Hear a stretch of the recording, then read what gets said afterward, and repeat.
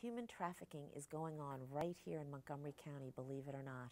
Stay tuned to learn more on the next episode of Connecting Our Community.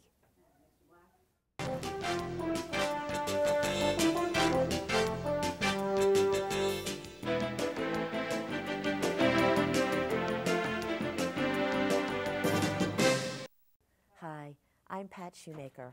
Welcome to this episode of Connecting Our Community.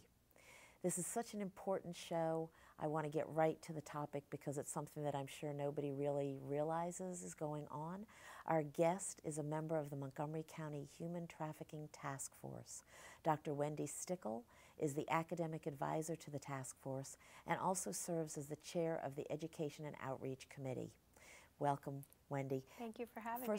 First of all, what is human trafficking for those who might not know? Absolutely. So the simplest definition of human trafficking is that it is the exploitation of persons for forced labor or commercial sex. Generally, there is some financial profit involved. There are several forms of human trafficking, though, so we understand it as this broad umbrella of different types of trafficking. It can be domestic servitude, somebody living in your house acting as a nanny, a maid, something like that. It can be forced labor in restaurants, hotels, anywhere, factories, construction, agriculture. What we know about the most in this country, what's the most commonly talked about is sex trafficking. That can be domestic minor sex trafficking, so sex trafficking of minors, young people who live in the United States, who are from the United States, as well as people who come here from other countries, and they are trafficked as well. You know, you're right. You say that, and as I said in the opening, I would never think that it happens in the United States. Is it state to state? Is it county to county? It's just It happens everywhere, and it doesn't spare anyone. People of all ages are trafficked, people of all males and females, children and adults, babies. It is everywhere. It happens right here in Montgomery County. It happens in Potomac. It happens in all of our hotels. It happens everywhere, and it certainly does happen internationally as well. So we generally, when people think about human trafficking here in Montgomery County and in this country, they go, oh, that's something that happens in Thailand. Right. That's not something we need to worry about here. But it is, and it happens where victims are Americans, children and adults. So it really is something that we're trying to raise awareness of and make people aware of what the signs are and what's happening, and that this does happen right in our backyard, and we do need to be aware and advocate and not accept that kind of behavior from others. And how did you find out about this? How did you get involved in spreading the word, so to speak? Absolutely. Well, I work for the University of Maryland. I run their criminology and criminal justice program out at our Shady Grove campus here in Rockville in Montgomery County. And I was asked to teach a class on human trafficking. And secret out that professors don't always know the topic they're asked to teach classes on. So I was like, okay, I'm going to teach a class on human trafficking. I have a background in criminology and criminal justice. Most of my background, though, has been in juvenile delinquency and prevention programs and program evaluation, evaluating courts and all sorts of programs. But when I was asked to teach this class, I started learning about the topic, and it really had a personal impact on me. I had always been interested in victimization, but this is something that nobody understands and nobody knows about. And when I teach this class every semester to students, they know now as much as some police officers know, sometimes more than police officers know, sometimes more than nurses know and first responders know. And it really made me impassioned about it. So I looked around, I sit on the Criminal Justice Coordinating Commission, and I heard about this Montgomery County Task Force. And so I asked if I could start sitting in and just listen and learn more. And ultimately they asked me to be their academic advisor and eventually to chair their subcommittee on education and outreach. I've also been involved with designing study abroad programs, so taking students to Thailand and this summer Italy to also study human trafficking. It's hard to really understand it, how it looks abroad without actually seeing it. And it also gives them a good comparison between understanding how different the risk factors can be in different countries. So you take students to known trafficking channels. I don't know what they're called, but if, and maybe this is a stupid question, but if you know that this is going on, why isn't it being stopped? It's not like it's an underground thing. It seems that if you can take people there to watch or to Right. hear or Right. whatever, that there should be some authority that knows that it's going on as well. That's a good question. It is actually a complicated question. So, on one hand, it is underground. Especially now, you don't even see people trying to sell sex. We used to see prostitutes, what we call prostitutes, out on the street, kind of walking back and forth and waiting for somebody to pick them up. You don't really even see that anymore. It's all online. When I take students to other countries such as Thailand, we aren't watching human trafficking. We work with nonprofits who are on the ground, who are generally, most of them are run by Thai citizens, people who are culturally sensitive to what's going on there. And we help mostly in schools, help teaching English or play with the kids or talk to the kids. They run schools oftentimes for kids who can't go to public schools in Thailand or Cambodia or wherever it is that we've gone. So it really is, it's not that we go and watch human trafficking. Now we do take students to walk the red light districts, and there it is out in the open. It's shocking. It's shockingly out in the open, and males and females being put on display for primarily sex trafficking in that case. But it really is, you say if it's out in the open, why can't we stop it? I mean, unfortunately, oftentimes, not necessarily in the United States, but in other countries, governments are complacent. They are part of the problem. There's a lot of corruption, and there's a lot of complicated factors that go into making this, a lot of cultural factors, deeply embedded cultural issues and cultural acceptances that allow for this to happen kind of out in the open, and that it is okay, especially child labor, things like that, where it doesn't seem as as bad as we look at it here, or child marriage, or prostitution. Yeah, do you think that it's becoming more out in the open, so to speak, because people travel more from country to country, and they're seeing that, oh gosh, I went to Thailand and this is what they think women should do or children should be allowed to do or men should behave or whatever. Do you think that that's why it's coming out in the open more, or do you think it's more prevalent? I don't know. I mean, I think that there's a little bit of both. I do want to say Thailand is a lovely country. Yes, and I've heard that. the people there are just, it's actually quite conflicting, because you go there and you're studying this terrible human rights violation, and the people are so kind and so welcoming and so loving. So I wouldn't want to give the impression that Thailand is a bad place to go, and everyone should go there. It's a great place. But, you know, the question of, is this a crime that's on the rise, or is there just more awareness to the issue, is an interesting discussion, because I think it's twofold. I think on one hand, there's more awareness because of globalization, because people travel more, because of the internet, because we see it more, because we can offer. I mean, traffickers are very savvy, and they know now how to be able to work within this globalized world, whether it's transferring money or advertising girls or boys or whatever the case may be. So I think that on one hand there's more awareness, good and bad, but there's a lot of people who are advocating. There's a lot of people who are angry about this, and they should be angry. And I think you have a lot of pop culture, Huffington Post, CNN, good journalists, Nicholas Kristof from the New York Times, people out there who are really starting to write about this topic and do exposés and tell the stories and really show what prostitution is and what it isn't, because there's a lot of misconceptions about that. Labor trafficking is invisible. It is so hard to see. We don't really even know how bad it is in this country, at least. On the other hand, though, I think there is a lot of reasons why there's an increase in trafficking today. I think you have a lot of unaccompanied minors. They don't have a lot of support, and they're very vulnerable. You have a refugee crisis in Europe that's as bad as it's been as bad as it is since World War II. You have child welfare issues here in this country, rejection of LGBTQ children, youth. All of these issues really do cause for an increase in vulnerability. So I wouldn't say there's a decline in trafficking, but I think it's kind of twofold. Yes, there's more awareness, but there's also a lot of things going on in this country and in this world that make people susceptible, and we have savvy traffickers. Yeah, and that's the scary thing to me, because you can cut off this part of it, but then they've learned, almost like mutating amoebas or right. whatever.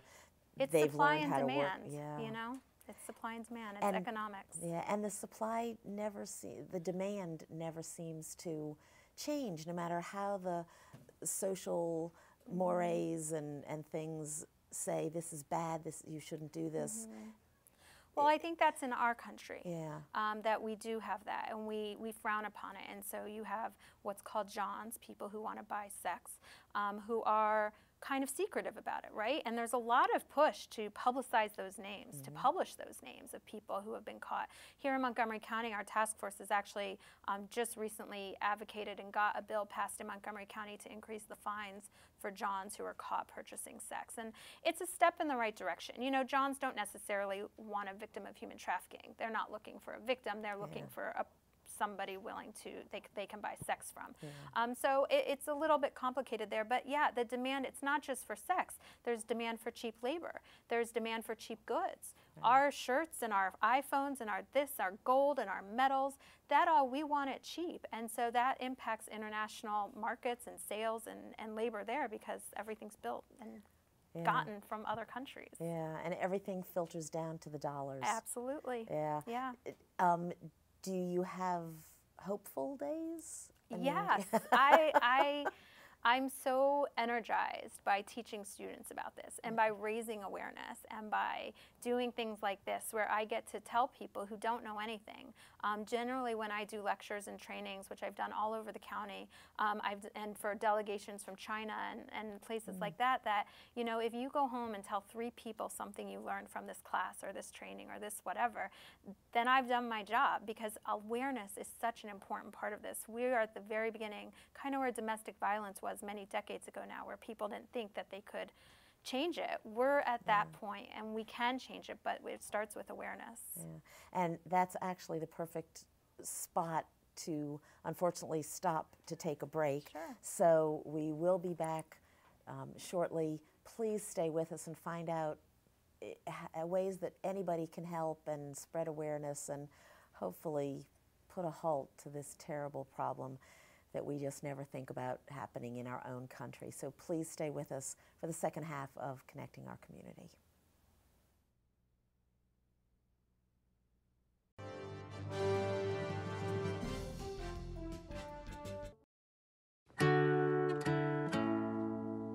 I'm Alejandro Escobedo. Music has always been my life, but that was almost taken away from me by hepatitis C. Thankfully, I received treatment and stopped cancer before it started. Yes, cancer. Most people don't know there's a link between certain viruses and cancer. I didn't know, but I do now, and so should you. That's why I've partnered with the Prevent Cancer Foundation. The 3 most common viruses linked to cancer are human papillomavirus, or HPV, hepatitis B, and hepatitis C. Every year, more than 27,000 men and women are diagnosed with a cancer caused by HPV, and up to 65% of all liver cancers are caused by Hep B or C. These cancers are preventable. Getting screened, vaccinated, and treated isn't scary, but cancer is. For more information, visit thinkaboutthelink.org. Together, we can stop cancer before it starts. Hi, welcome back to Connecting Our Community. We're discussing with Dr. Wendy Stickle the problem of trafficking, human trafficking, here in Montgomery County and around the country and around the world. And we were just starting to talk about the possibility of hopefulness in this circumstance. And what happens when you rescue people, whether it's girls, boys, men, women? Sure. What happens to these people who have been so abused mentally and physically?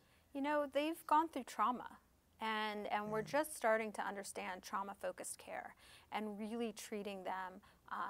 Sometimes their behavior is irrational, and sometimes their behavior isn't likable, and they're sometimes very hard victim to deal with. They often don't come forward and say, I've been abused. Especially in sex trafficking, it can be challenging because they're scared of their trafficker. They're scared that their trafficker is going to hurt somebody in their family, or hurt them, or hurt their dog, or hurt somebody. With labor trafficking, people are scared they're going to be deported. They're scared they're going to have to go back to the country that they probably left because the situation was pretty dire. And so you really have a lot of complication there. Now, in the event that you do get a survivor who wants to get help. We are growing. We're there. We have a lot of work to do.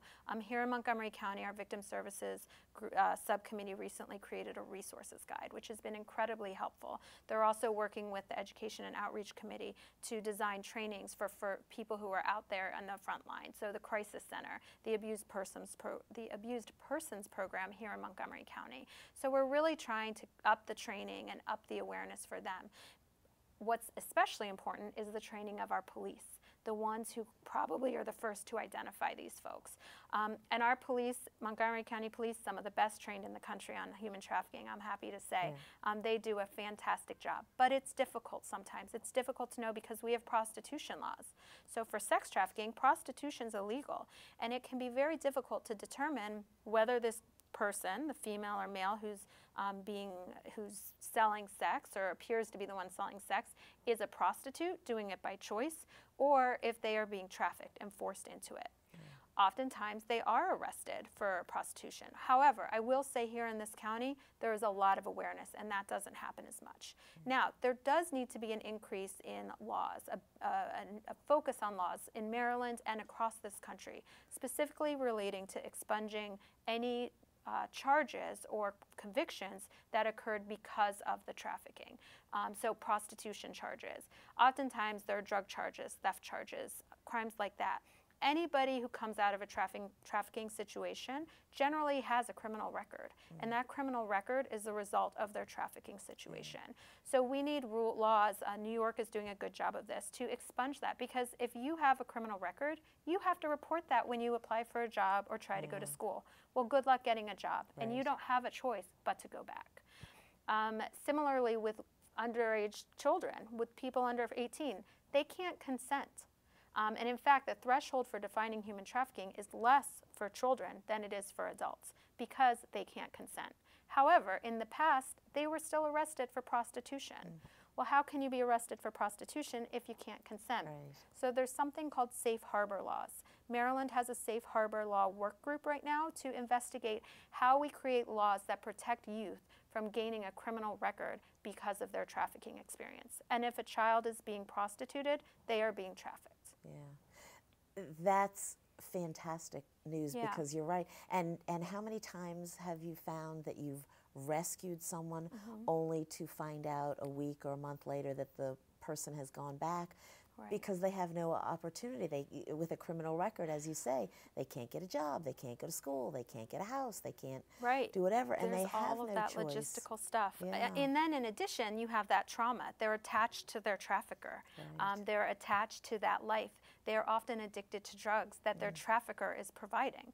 And so you have a lot of complicated, not only do they need the support to get a job and kind of be able to be more independent, but they need that trauma-informed care for sure. And then if they're international, they're a victim of trafficking here in the United States, they need to work to get a T visa, and that's a visa that allows them to stay in this country safely and legally and eventually even bring their family over. And so just moving to what we as the public can do, is there something that is usually a sign that a worker, someone in a restaurant that we see, or pass a young girl or an older woman or whatever, is there something that is sort of a telltale sign that... There are some telltale signs. I think if you see youth who have run away a lot, and they're leaving for a night or two at a time and coming home and going back, that's often a sign. Youth that are gang involved, women especially, girls who are gang involved, their role in the gang is typically to be prostituted. That's their job. So that's often a risk factor. Generally speaking, if you see an individual that gets into the same car every morning at the same time, goes to work with a group of people also coming from the same house, and then they all get shipped home 12 hours later, that can be a sign as well, because it shows they don't have control over their own work schedule. If you have a person here on a visa and they don't hold their own documents, that is a sign. We hold our own passport. You have your own passport. You don't give that to anybody. That's yours. And these people are forced to give their passport to their trafficker, which gives the trafficker a lot of control. Other signs, if you see for, again, the domestic sex trafficking, so young people being trafficked, if you see people girls wearing jewelry, gifts that appear very expensive, that can be a sign. A lot of disconnectedness. You know, the same risk factors for kids that can show signs of getting involved with the wrong group, things like that. Yeah. It's about connecting and being aware. These kids and these adults are looking for connections. They're looking for financial stability. They're looking for the ability to be in this country. They're looking for love, young people. You know, they want that connection. And so having that connection, and that's what you want to look for. Kids who feel lost, kids who are running away a lot. Running away is one of the top 5 risk factors for becoming a trafficking victim in this country. Boys and girls. It's really important also to talk about boys, that we know that about nearly 1/4 of victims internationally are males, often in labor trafficking, but especially within our LGBTQ community, we see more and more boys here in the United States as well.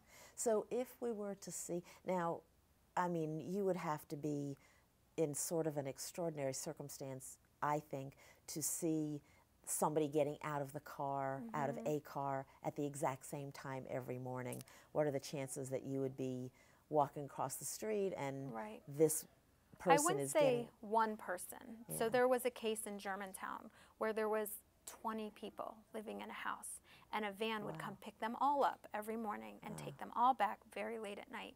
And that was weird, right? That's weird. That's weird. And so it doesn't hurt to ask the question, not knock on the door and say, what's going on in here, but call the National Human Trafficking Hotline or call the police non-emergency number and say, this looks weird to me. If you see a girl that looks abused in any way, obviously that is questionable and should raise a red flag. But if you see people, you will probably see things now that we've had this conversation that you didn't see before. At rest stops, you see a lot of this at rest stops. If you see a girl getting out of a truck, you call the National Human Trafficking Hotline, and I've actually done that before, and I get the license plate of the truck. You could be saving someone's life. It may be nothing, but it doesn't hurt to call and give the tip and just see what it is, because if it sits wrong with you, there is something wrong. So what would the process be if I'm at a rest stop and I see a young girl or a woman, whatever, getting out of a truck? What is the process? Call the National Trafficking Hotline? I would call the National Human Trafficking Hotline, and I think that number is going to come up at the end of this show. I think it is. And what will they ask? So I actually called them once to see what would happen. And I said, this is not an emergency. I'm just calling to see what you would do. I live in Maryland. What would you do?